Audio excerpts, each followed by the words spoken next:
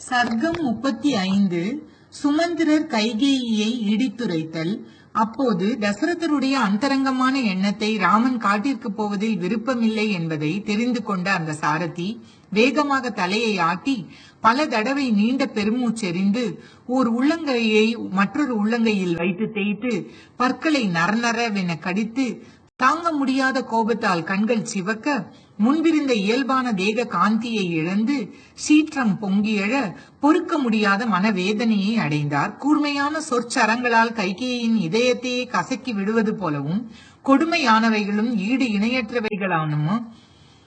இணையற்றவைகளுமான வாக்கியங்களான வஜ்ராயுதத்தால் கைகேயின் உயிர் நிலைகளையே தாக்குவது போலவும் சுமந்திரர் பின்வருமாறு பேசினார். தேவி, எப்போது உம்முடைய கணவரும் சராசரி பிராணிகள் அடங்கிய எல்லா உலகத்திற்கும் மன்னருமான தசரதரையே துறந்து விட்டீரோ, அப்புறம் செய்யத்தகாத எந்த காரியத்தை தான் நீர் செய்ய துணிய மாட்டீர்.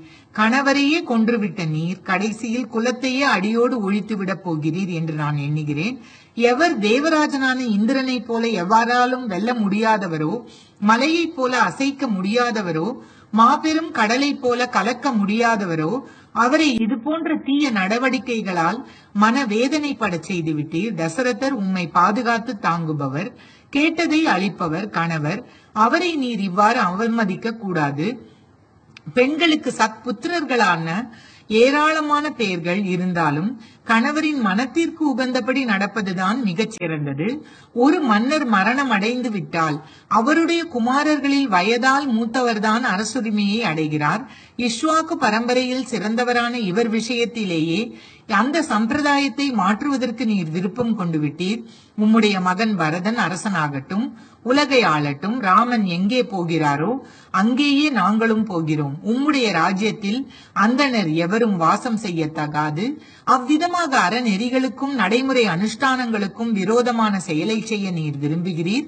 இவ்வளவு முறைகேடான செயலை செய்து கொண்டிருக்கும் நீர் இருக்கும் இடத்தில் பூமி ஏன் பிளந்து போகாமல் இருக்கிறது என்று நான் ஆச்சரியப்பட்டு கொண்டிருக்கிறேன்.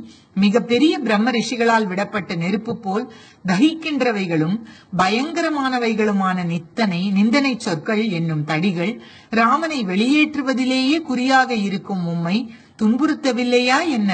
கோடரியால் மாமரத்தை வெட்டிவிட்டு அந்த இடத்தில் வேப்ப மரத்தை நட்டு பால் ஊற்றி வளர்த்தாலும் அது என்னை இனிப்பாகவா மாறப்போகிறது? உம்முடைய தாயாரிடம் எந்த இழிகுணம் இருந்ததோ அதே தன்மை உம்மிடமும் குடிகொண்டுள்ளது என்று எண்ணுகிறேன். வேப்ப மரத்திலிருந்து தேன் எப்படி ஒழுகும் என்பதுதானே உலகத்தார் சொல்லும் பழமொழி. உம்முடைய தாயாரின் அடாவடி தன்மையை பற்றி முன்பே கேள்விப்பட்டிருக்கிறோம். அதை இப்போது சொல்கிறேன். உம்முடைய தந்தைக்கு யாரோ ஒரு மகான் ஒரு புதுமையான வரத்தை கொடுத்திருந்தார். கேகேய மன்னர் வரத்தின் பயனாக எல்லா பிராணிகளின் மொழியையும் கேட்டுணரும் வல்லமை பெற்றார். அவரால் குறுக்குவாட்டில் வளர்கிற ஈ, எறும்பு முதலிய பிராணிகளின் பேச்சையும் அறிந்து கொள்ள முடிந்தது. மிக்க தேஜஸ்வியான உம்முடைய தந்தையார் படுத்திருக்கும் போது ஜ்ரும்பம் என்னும் எறும்பின் ஒலியிலிருந்து அதன் கருத்தை புரிந்து கொண்டார். கருத்து வினோதமாக இருந்தது. அதனால் அதை நினைத்து ஆச்சரியப்பட்டு பல தடவைகள் சிரித்தார். அதை கேட்டுக்கொண்டிருந்த உமது தாயாருக்கு மிகவும் சீற்றம் வந்தது. யம பாசத்தை கழுத்தில் தானே சுற்றி கொள்வதைப் போல, இனிய மன்னரே, தங்கள் சிரிப்பின் காரணத்தை அறிந்து கொள்ள விரும்புகிறேன் என்றாள். மனைவியை பார்த்து, தேவி, அதன் காரணத்தை நான் விளக்கமாக உனக்கு சொன்னேனேயானால் எனக்கு மரணம் ஏற்படும், அதில் சந்தேகமே இல்லை என்று மன்னர் சொன்னார். உம்முடைய தாயார் கேகேய மன்னரை பார்த்து, நீங்கள் இருந்தாலும் சரி மாண்டாலும் சரி எனக்கு சொல்லித்தான் ஆக வேண்டும். இப்படி எல்லாம் சொல்லி என்னை பரிகாசம் செய்யக்கூடாது என்றாள். தன்னுடைய பிரிய மனைவி இவ்வாறு கூறியதை கேட்ட மன்னர், கேகேய மன்னர் தனக்கு வரம் கொடுத்த பெரியவரிடமே சென்று நடந்தவற்றை நடந்தவாறே தெரிவித்தார். அதை கேட்டபின் அந்த வரத்தை கொடுத்த சாது மகாத்மா சொன்னார், அரசரே, நீங்கள் அதை வெளிப்படையாக சொன்னால் உங்களுக்கு நிச்சயமாக மரணம் சம்பவிக்கும். மன்னரே, இவள் மாண்டாலும் சரி வெளியே ஓடி போனாலும் சரி நீங்கள் அந்த ரகசியத்தை வெளியிட வேண்டாம். சாதுவினுடைய சொற்களை கேட்டதும் மன்னருக்கு மனம் அமைதி அடைந்தது. உம் தந்தை உம்முடைய தாயாரை உடனே வீட்டிலிருந்து துரத்திவிட்டு அதன் பின் குபேரன் போல மகிழ்ச்சியுடன் சஞ்சரித்து வந்தார். பாவச் செயலில் மனத்தை செலுத்தி விட்டவரே, உமது அன்னையை போலவே தீயவர்கள் கடைபிடிக்கும் நெறியை பின்பற்றி மன தடுமாற்றத்தால் மன்னர் விஷயத்தில் செய்யத்தகாத இந்த பாவ காரியத்தை செய்கிறீர்.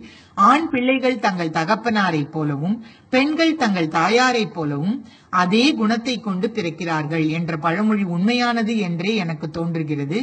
இந்த பழமொழிக்கு இலக்காக நீர் ஆகிவிடக் கூடாது. மாமன்னர் சொல்வதை கேளும், கணவரின் விருப்பத்தை ஏற்றுக்கொண்டு நடப்பீர், குடி மக்களின் ஒருமனதான பாராட்டிற்கு உரியவராக அடைக்கலம் அளிப்பவராக இருப்பீர், தீய எண்ணம் கொண்டவர்களால் முடுக்கிவிடப்பட்டு இந்திரனுக்கு நிகரான ஆற்றல் உள்ளவரும் உலகம் அனைத்தையும் ரட்சிக்கும் வல்லமை பெற்றவருமான கணவரை தீய நெறியில் செல்ல நிர்பந்திக்க வேண்டாம். தேவி, மாசற்றவரும் தாமரை கண்ணரும் அனைத்து செழுமைகளும் பெற்றவருமான தசரத மன்னர் உமக்கு அளிக்கப்பட்ட வாக்குறுதியை பொய்யாக்க மாட்டார். ஸ்ரீராமன் மன்னருடைய மூத்த மகன், கொடை வள்ளல், செயல்தீரன் உடையவர், தன்னுடைய தர்மத்தை மிகவும் பரிபாலிப்பவர், எல்லா பிராணிகளையும் பாதுகாப்பவர். இவ்வளவு சிறப்பு பெற்ற ராமனுக்கு முடிசூட்டு விழா நடைபெறட்டும் என்று கூறும் தேவி, மன்னரான தந்தையை விட்டுவிட்டு ஸ்ரீராமன் காட்டிற்கு போவாரே ஆனால் உலகில் உமக்கு நிலையான கெட்ட பெயர்தான் ஏற்படும். ராகவன் தனக்குரிய அரசை அடையட்டும். நீர் மனக்குதிப்பை விட்டுவிட்டு நிம்மதியாக இரும். இந்த மாபெரும் நாட்டில் ராமனை தவிர வேறு யாரும் உமக்கு அனுகூலமாக இருக்க மாட்டார்கள். எல்லோரும் உம்மை இகழ்ந்து கொண்டேதான் இருப்பார்கள். ராமனுக்கு இளவரசு பட்டம் சூட்டி ஆட்சி உரிமையை முறைப்படி கொடுத்த பின்னர் மாபெரும் வில்லாளரான தசரதர் தம் முன்னோர்களின் வாழ்க்கை முறையை நினைத்து பார்த்து தானே காட்டிற்கு போய்விடுவார்.